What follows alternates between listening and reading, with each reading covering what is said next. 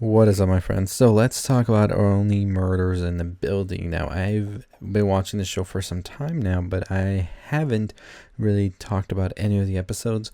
But today's episode, it just made me realize I want to talk about this show. So let's get into episode 7 and what we learned. So before we get into any of this, if you're new to the channel and you're just joining us, welcome. I want to welcome you to our community where we talk all the stuff you love about pop culture, movies, TV shows, music, all that good stuff. But I really want to bring you to subscribe. I'm going to be making a video on every episode of Only Murders in the Building until we get to the finale, as well as other shows and movies that you probably like, such as American Horror Story, Squid Game, to name a few of the ones we've been watching. But we talk everything. I mean, we're going to be talking about Venom this week. So welcome, and I hope to see you soon again. And if you're a subscriber here watching this, welcome back, and let's get into it. So this show, I want to say, has been spectacular so far, and it is a show that I wasn't entirely sure if I was going to watch it. I was very much so intrigued by the premise. Steve Martin, Martin Short, and Selena Gomez were a trio I thought I wouldn't really see. And now that I see them, they make a lot of sense together. These three are really great together, and they really give some great comedy, but as well keep that mystery and thriller going. So basically, this show follows these three people trying to figure out what happened to someone who got murdered in their building. Now, the murder seems to have been a suicide to everybody else, but these three true crime aficionados say, there's something going on here. This is a murder. And so they start their podcast and they try to find the clues. Well, throughout all of this, we find some secrets from each and every one of them. But the biggest one is being that Selena Gomez's character, Mabel, actually knew the person that was killed, Tim Kono. They actually were childhood friends, and it turns out that they actually had a traumatic experience back in the day. So they ended up becoming friends with two other people, and then they went to a New Year's Eve party, and the other two people were a couple, and the girl actually ended up dying, and the guy who she was with ended up going to jail even though he didn't do it, and Tim knew he didn't do it and didn't say anything. So for the longest, you expect that guy to be the suspect because now he's out of jail conveniently around the time that Tim has actually died.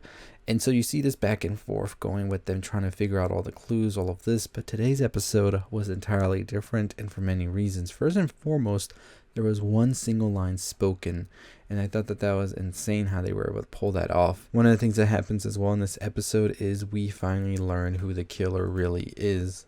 Or is he a killer? So for the longest, we didn't know who it was. As I said, there was a lot of pointing fingers at a lot of different suspects for many different reasons for Tim Kono. But today's episode showed us who exactly did it, and it is very much so close to suspect number one that they had in the previous episode, and that was actually Teddy Demas. Now, Teddy Demas is a friend of Oliver's who helps produce the show and agrees to sponsor all of the whole podcast. But we learn that he's up to something suspicious, as the ties all go back to him from Tim Kono, and that's why they put him as suspect number one. Well, in today's episode, we actually learn that, there's a lot more to all of this. So what happens is that they are actually stealing items off of bodies, Mr. Teddy, and he's actually having his son help him, Theo, who is deaf, and that is the reason why this episode is silent. We are seeing most of these things from his point of view. And that night when Zoe actually ended up dying, we see that Theo and her were having an altercation of sorts that kind of escalated a little bit, and then accidentally she was pushed off the building. Tim was the one who witnessed all of this, but Teddy quickly goes to try and fix all of this by saying, if you do anything or say anything, you're going to get hurt.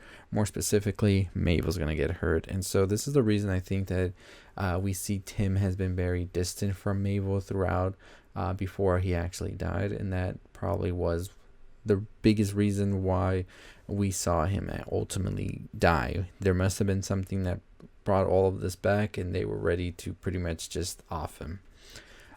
So what happens as well is, as I said, they are actually stealing jewelry from dead bodies, and we see that Oliver and Mabel uncover this, but they are quickly captured by Theo once he sees them, and then they are taken. Right before they are taken, however, they're able to text Charles, who didn't go with them on this because he had a date. They send him the password as they figure it out that it's going to be Theo for Tim's phone, and now they're able to uncover more of what actually happened that fateful night. So very much so, I am pumped. Like, we have 3 episodes left, so I would just want to talk about this episode because I thought it was very well done, very different.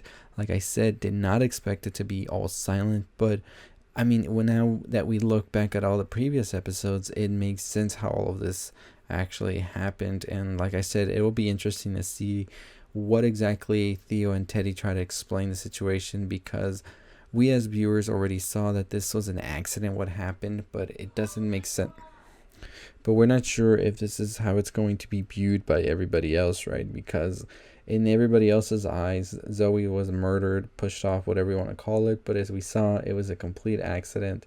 And now we're going to see what's going to happen with that. So 3 episodes left. I truly believe that they will become some sort of rescue mission of sorts, especially with Oliver and Mabel now being kidnapped and taken to an unknown location. I'm pretty sure that Teddy was actually trying to cover everything up and just keep, like he said, filling the pockets of Oliver in order to keep him quiet.